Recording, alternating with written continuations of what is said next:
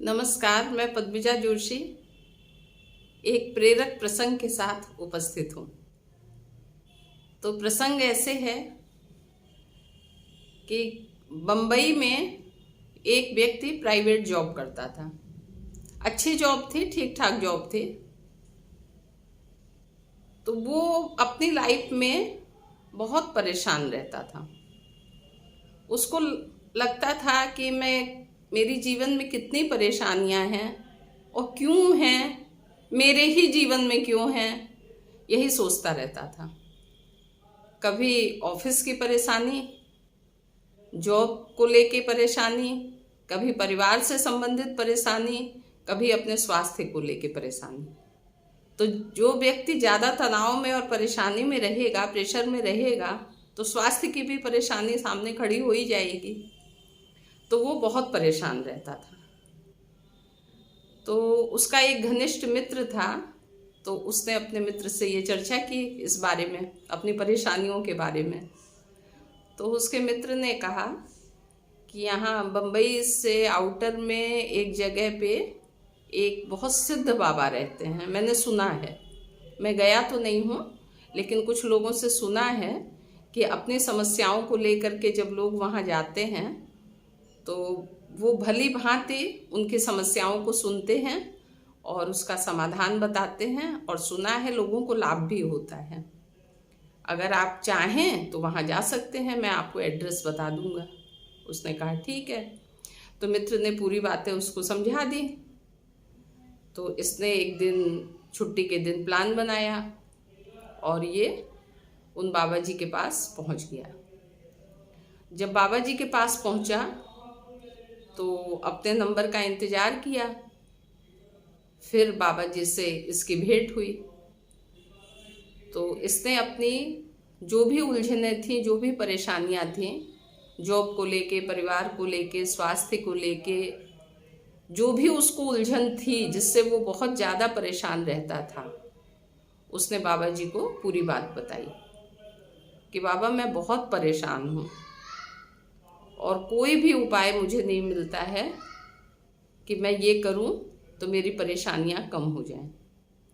तो बाबा जी ने कहा कि ठीक है, मैंने तुम्हारी सारी बातें सुन ली हैं, लेकिन आज आने में तुमको थोड़ा विलम्ब हुआ है, थोड़ा समय अब ज़्यादा समाप्त हो गया है, शाम होने वाली है, तो मैं तुमसे कल बात करूँगा। फिर अगर तुम चाहो तो रात को यहीं रुक जाओ, यहाँ सब व्यवस्था है, कोई दिक्कत तुमको नहीं होगी।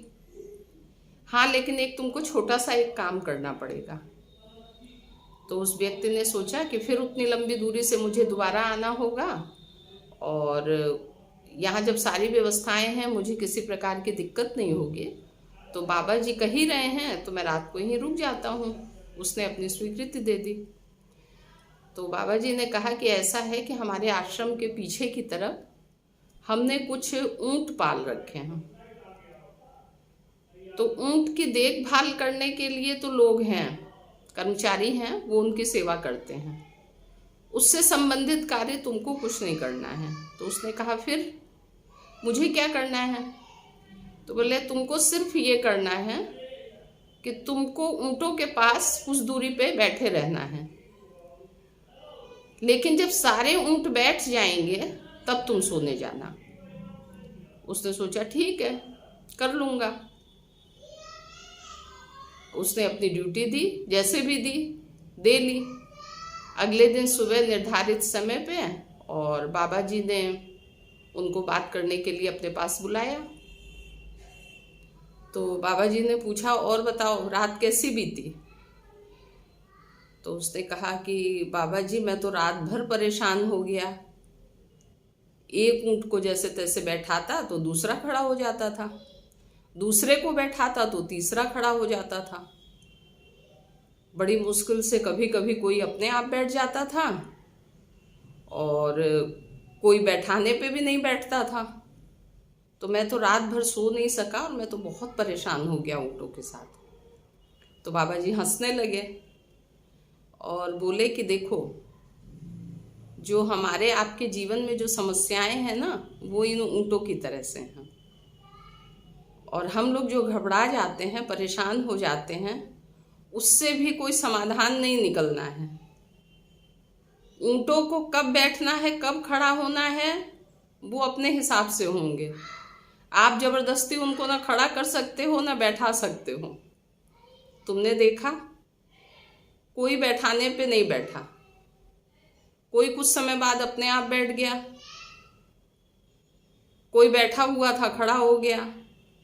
तुमको लगता है तुमने बहुत मेहनत की तो एक दो को बैठा लिए, तब तक एक आध फिर खड़े हो गए। तो यही चीज़ मुझे तुमको सिखानी थी, समझानी थी। तो कल रात का जो मेरा प्लान था वो यही था कि आपको अपने प्रश्न का उत्तर भली भांति समझ में आ जाए।